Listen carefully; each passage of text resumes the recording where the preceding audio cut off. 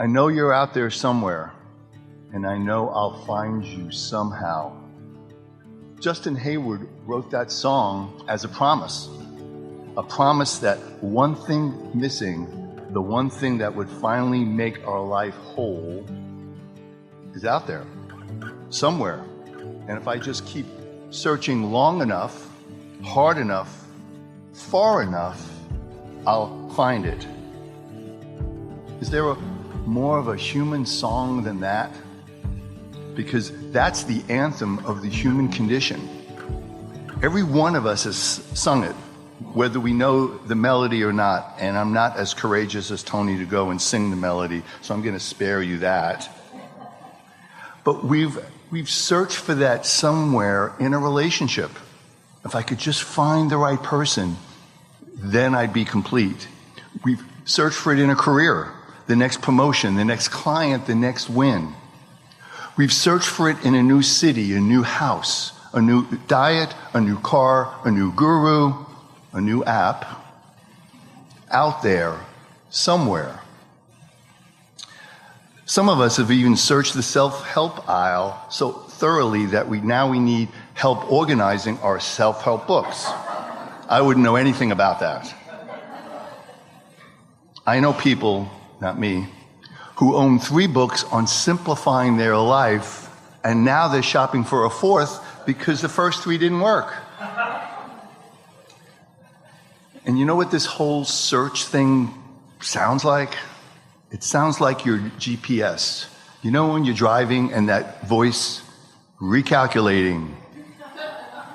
I've come to believe recalculating may be the most spiritual word in the English language. You say, how the heck can that be? Because that's what most of us are doing here. Driving around our own lives, missing the turn, and recalculating, and recalculating, and recalculating. So let me ask the question kindly. How has that search been going for you? So my own search started years ago, and I was raised as many people were in the Catholic religion, christening, baptism, confirmation, communion, first marriage, all in church, all under the Catholic religion. And for a number of years, that's what I believed. I believed that there was a God out there. And there was something that I had to be perfect for. And I had to do everything the right way because God was out there looking. And I just kept searching and searching because it didn't feel right. It just, something was off about that. And there was something I knew that there was something else out there. I just didn't know what, I didn't know where, I didn't know how. And then when I found this teaching, I found out that what I thought was out there was not out there. And I'm going to tell you more about where out there really is.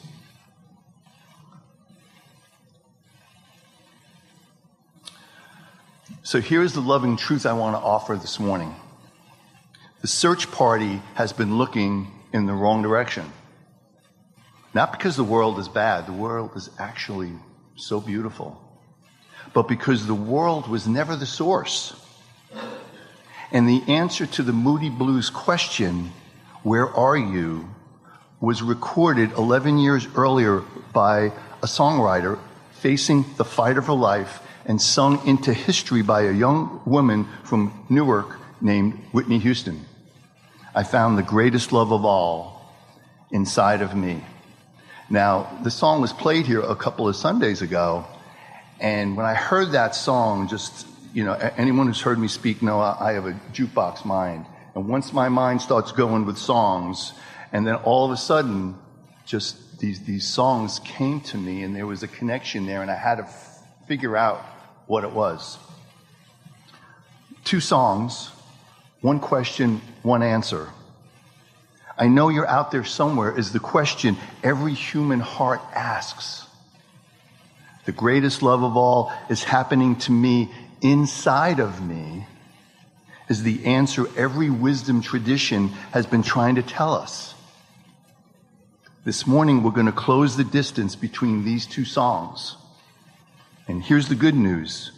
It's a short trip, and you don't even need your GPS. So most people know The Greatest Love of All as a Whitney Houston song.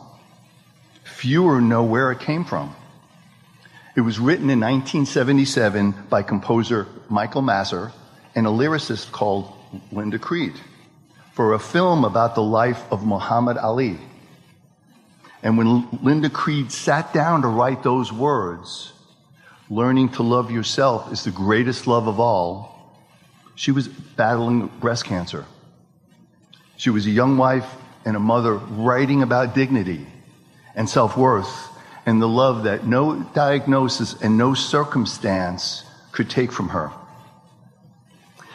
Linda Creed passed away in the spring of 1986 at just 37 years old, 1 month after Whitney Houston's recording of her song reached #1 in America. She left this world with her own words echoing from every radio on the continent.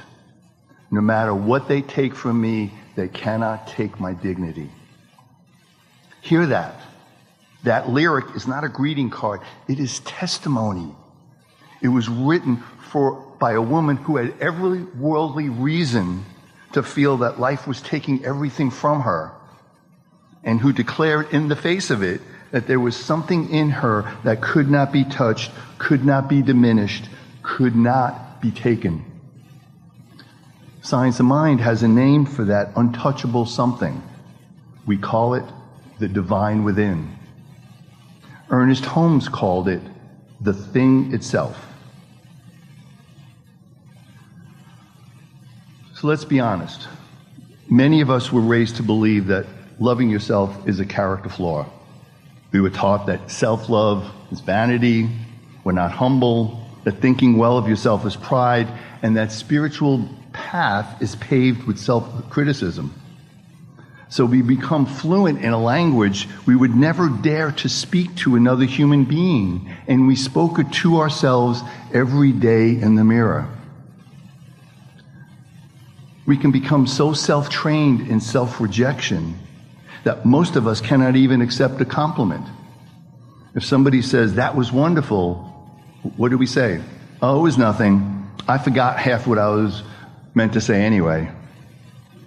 Now, I'm an attorney, so I can tell you exactly what we're doing here. We treat every compliment like a subpoena. The moment one arrives, we start preparing our defense.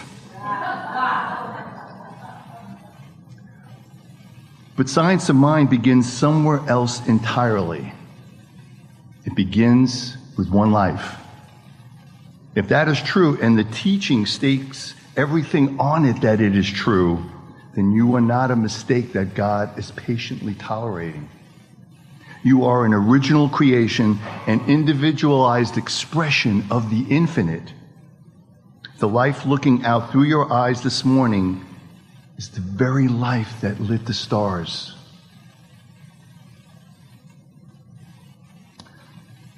So Ernest Holmes said, and in his many thoughtful quotes, "Love is the self-givingness of spirit through the desire of life to express itself in terms of creation."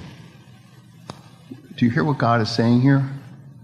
Love is not something God does occasionally when we've earned it. Love is what God is, and creation, including the creation sitting in your seat right now, is how love gives itself away. So when you think of belittling yourself, when you rehearse your failures, when you look in the mirror and lead with criticism, you are, with all sincerity and no intent, arguing with the Creator about the quality of the work.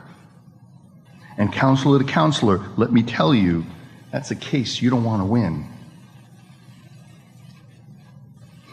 And Ralph Waldo Emerson, who's the grandfather of this whole new thought lineage, put it plainly. Nothing can bring you peace but yourself. Nothing can bring you peace but the triumph of principles. And Louise Hay, who brought these principles to millions, said it with her wonderful practicality. You've been criticizing yourself for years. It hasn't worked. Try approving of yourself and see what happens. What an interesting concept. Try approving of yourself and see what happens. Friends, this is not indulgence. That is alignment. When you love yourself, you're agreeing with God's opinion of you. And notice where Linda Creed's lyric begins. Not with adults, but with children. I believe the children are our future. Why open a song about self-love with children? Because children learn self-love the same way they learn language, by immersion. They do not become what we tell them to be, they become what we model. A generation of children watching adults who honor themselves, forgive themselves, and speak life over themselves. This is how the future changes. The most generous thing you will ever do for the people you love is to love yourself where they can see you doing it. Now to the second truth, and the heart of the science of mind. Why does the great outward search always come up short? Why does the promotion thrill us for a month, the new car for a week, the compliment for just an afternoon? Because we keep asking the world to be our source, when the world was only ever designed to be our mirror. Life is a mirror, and will reflect back to the thinker when he thinks into it. That's what Holmes is saying. A mirror cannot give you anything you don't bring to it. If I stand before the mirror of life convinced I'm incomplete, the mirror faithfully reflects incompleteness. That's all it can do, no matter what I acquire or who I am. This is why a person can achieve anything and everything and still feel empty. The achievement changed the scenery, but not the seer. And why is it that a person of modest means can radiate joy that money never touched? The mirror reports, doesn't supply. The supply is within. So let's think about it this way.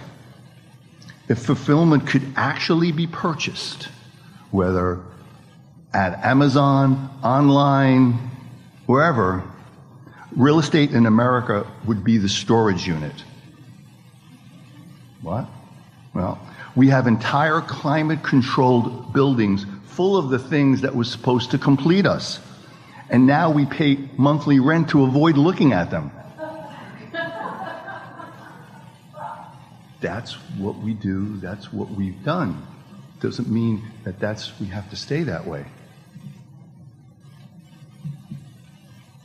So Ernest Holmes also said, and this is one of his most powerful sayings, we have within us a power that is greater than anything we should ever contact in the outer, a power that can overcome every obstacle in our life and set us safe, satisfied, and at peace, healed and prosperous in a new light and in a new life. A power greater than anything we could ever contact in the outer. Well, Holmes did not invent that idea. He recognized it. It's the oldest teaching that is. When we asked Jesus where the kingdom of God was, expecting coordinates, expecting a somewhere out there, he answered, the kingdom of God is within you. Not will be within you once you improve, not near you if you behave, within you. Present tense, standing equipment, it came factory installed. and it has never once needed a software upgrade. And this is one of my favorite quotes by Emma Curtis Hopkins, as long as I can remember. She's the teacher of teachers, whose students have carried new thought across the country, taught her students to declare, "There is good for me and I ought to have it. There is good for me and I ought to have it." Not, there may be good for me if I'm lucky and things work out. Good, already provided, already mine, mine to accept, not to chase, case closed. So, here are the two songs again. The Moody Blues sang the ache. You're out there somewhere. And Whitney answers with the address correction, inside of me. The distance between these two songs is not measured in miles. It is measured in one turn. The turning of attention from out there to in here. Every spiritual practice we teach in our amazing center, meditation, affirmation, spiritual mind treatment, is simply the practice of making that turn intentionally and on purpose. Now, I'm an attorney, and any attorney will tell you one witness is a story, but two witnesses are a case. So, before we move on, let me call one more witness to the stand. In 1985, the band Survivor, and don't you love this morning's corroborating testimony comes from a band called Survivor, released the song that completes our trilogy. The Moody Blues asked the question, Whitney gave the answer, and Survivor read the verdict. The search is over. You were with me all the while. Think about the story that song tells. A man spends years chasing love all over the horizon and finally turns around to discover that what he was searching for had been standing beside him the entire time. You were with me all the while. Now, friends, that's not just a powerful ballad. It is. That's the entire spiritual journey compressed into one line. Holmes taught that the divine presence had never been absent from anyone, anywhere, for a single moment. Nothing was ever missing but our noticing. We crossed oceans, changed jobs, changed partners, read the books, climbed the mountains, and the beloved we were seeking was closer than our own heartbeat the entire time. Patient is heaven, waiting to be recognized. The search is over the moment you turn around.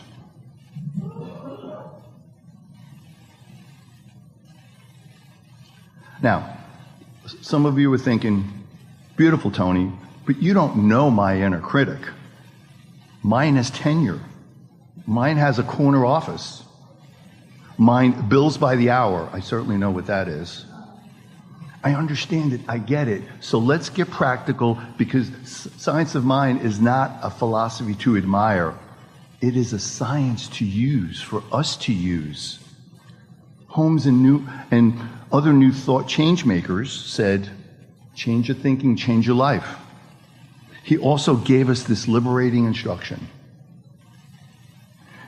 Never limit your life by any past experience. The science of mind teaches us that past is not precedent. Your past has information, but it does not have authority. Whatever you were told in childhood, whatever failed, whoever left, whatever you did you wish you hadn't, none of it gets a vote on what the power within you can do beginning this morning. So here are 3 practices to take home this week.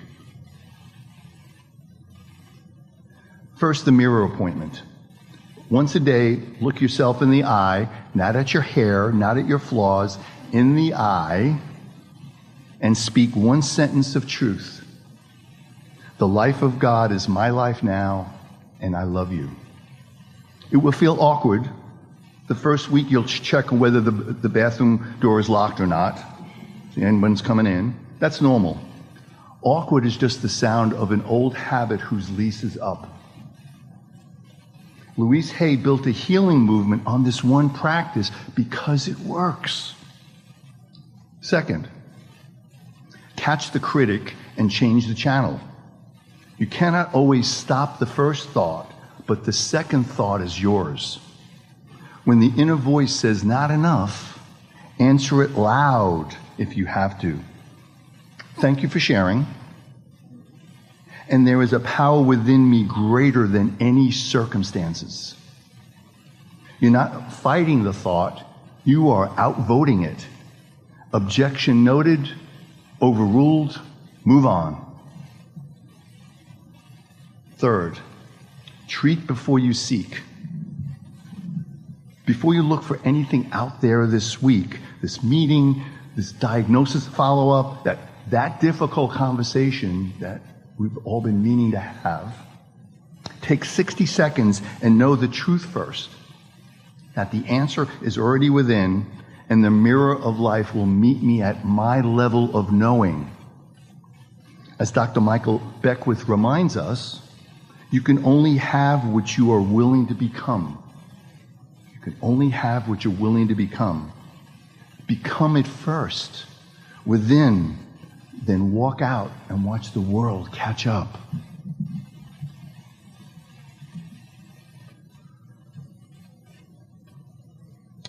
Let me bring all three songs home. There's a beautiful secret hiding in the song we heard before. Sing it again, but this time let it be sung not by a searching lover, but by your own soul to you. I know you're out there somewhere. Somewhere you can hear my voice. I know I'll find you somewhere. And somehow I'll return again to you. My friends, that's the voice of your own divine self. The you that Linda Creed wrote about, the you that cancer could not touch, the you that circumstances cannot diminish, calling to you through every longing you have ever felt. The ache to find something out there was never really about out there. It was homesickness. And the song keeps its promise. I'll return to you again. The reunion happens the instant you make the turn within. And Ernest Holmes said, there's a powerful good in the universe, greater than you are, and you can use it. Greater than any obstacle, closer than your next breath. Not out there somewhere, in here, always in here. The Moody Blues asked, Whitney answered, Survivor announced it. The search is over. The presence was with you all the while. So let's speak our word together. Take a breath and read with me out loud from the screen. There is one life. That life is God. That life is my life now. Everything I have been seeking is already within me. I am worthy of my own love, and today I give it freely to myself and through myself to the world. I release the search, I accept the finding, and so it is. Learning to love yourself, it really is the greatest love of all. Not because the song said so, but because you finally love what God has made in you. You have agreed with the infinite, and that agreement changes everything. The search is over. In truth, it was over before it began, because what you were looking for was with you all the while. Namaste, and so it is.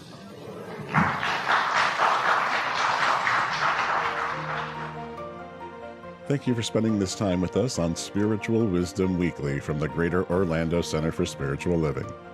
If this episode supported you in any way, we invite you to stay connected. Listen again, share it with someone you care about, or simply carry what resonated with you into your week.